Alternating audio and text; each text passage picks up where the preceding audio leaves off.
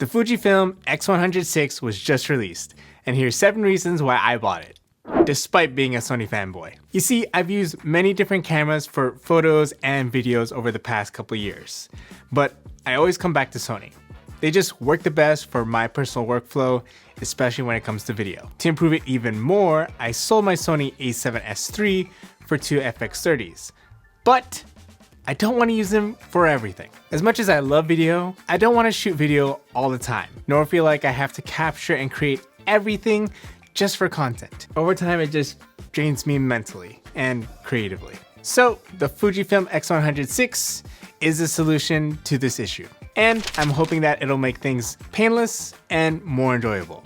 The Sony FX30 is hands down one of my favorite cameras because of just how much value it provides, especially for the price. You got your awesome video and a share of photos. However, when I take it out for fun, I always shoot with FOMO. I try to shoot in S-Log, capture things in 4K, and maybe shoot in 60 frames per second. Then later on, I complain about being too exhausted to edit my own personal videos after filming all this stuff for YouTube. This is the DJI Osmo Pocket 3, one of the best vlogging cameras ever because of just how easy it is to shoot with and how it enables the users to just stay in the moment. Even when I don't operate it myself, I can easily hand it to someone else, like my wife, and have her capture footage. I don't worry about shooting in D-Log, shooting in slow motion, or even in 4K.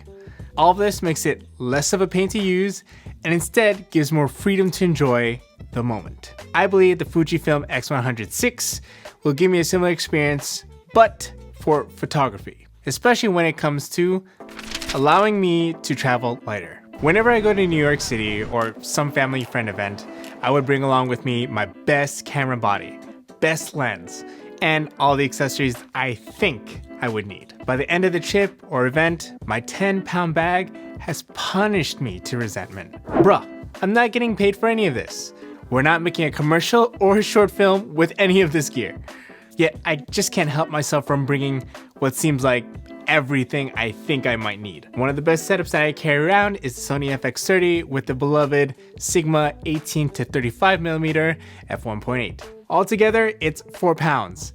And after I add another lens into my bag with accessories and even a water bottle to my already existing 2-pound bag, I have to use the waist strap just to walk around. The idea that I'm going to be a casual shooter yet pack like I'm going to get paid is just the definition of delulu. So as per my wife's suggestion, I'm going to stick to choosing one camera and one lens.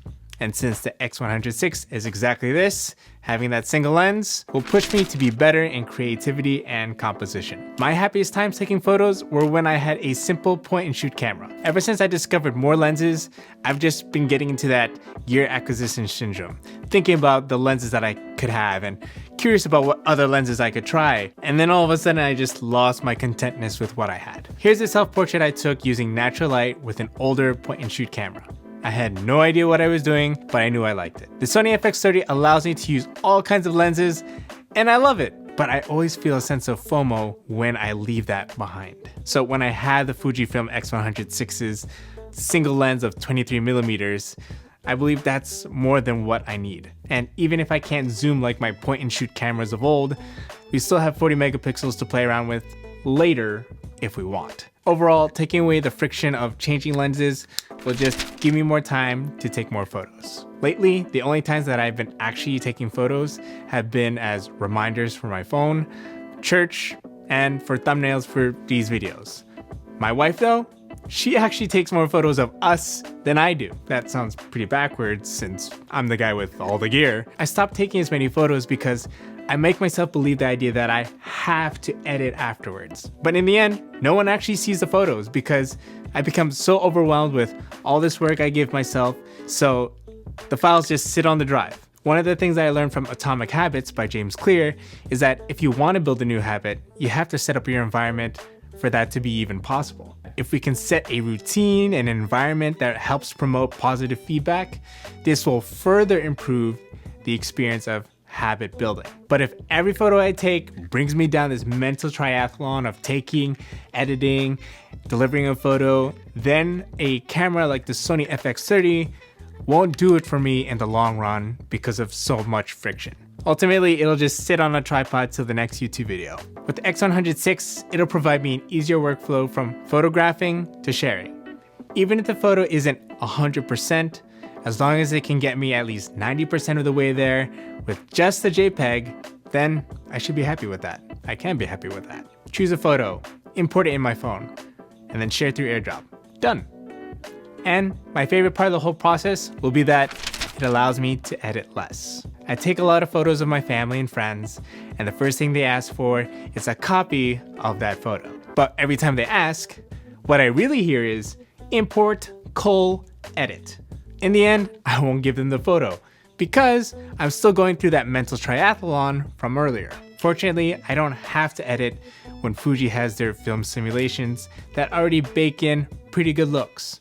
Sony's creative looks don't come close to this kind of customization and experience unless you are making your own LUTs and customizing those picture profiles. Based on my previous experiences with Fujifilm photos, I can see that they're practically good to share without even having to bring any of them into Lightroom. Even though I've used Fujifilm cameras in the past, I never stuck to them because I demanded more out of their video side. But photo-wise, I did enjoy those film simulations and recipes. If you shoot Fuji and have recommendations, feel free to let me know in the comments. Meanwhile, by choosing the Fujifilm X100VI, I will more importantly be able to save money. Another reason why I'm not investing in a different camera body from the Fuji system is because I don't want to invest in more lenses. It's tough enough for me to even recommend camera kits to people who have lower budgets, because usually when there's a lens involved, it challenges that budget. And over time, there's usually something better, something new, and something to upgrade to. I don't want to look at those things with this camera. Yes, the X100VI's price tag of $1,600 is already a big ask, especially since it's nearly the same price as the Sony FX30 camera body alone. But if I can avoid purchasing a whole new set of lenses, then it's still okay with me. In the end, this camera purchase is meant to be a selfish one. Without a doubt, Sony will still be the camera system that I will continue to recommend over and over again. In between videos and other work-motivated content creation, the X100VI will provide a positive workflow that I want just for me. Even before I started this channel for reviewing camera gear, I always did my best to find the balance between owning a camera that was enjoyable and one that was also right for the job, which was often YouTube or event coverage. But now I can confidently and unapologetically say that I'm not getting this for client work nor purchasing this for anybody else except for me and loved ones who I will use this for. I want to create for myself, my family, and the internet.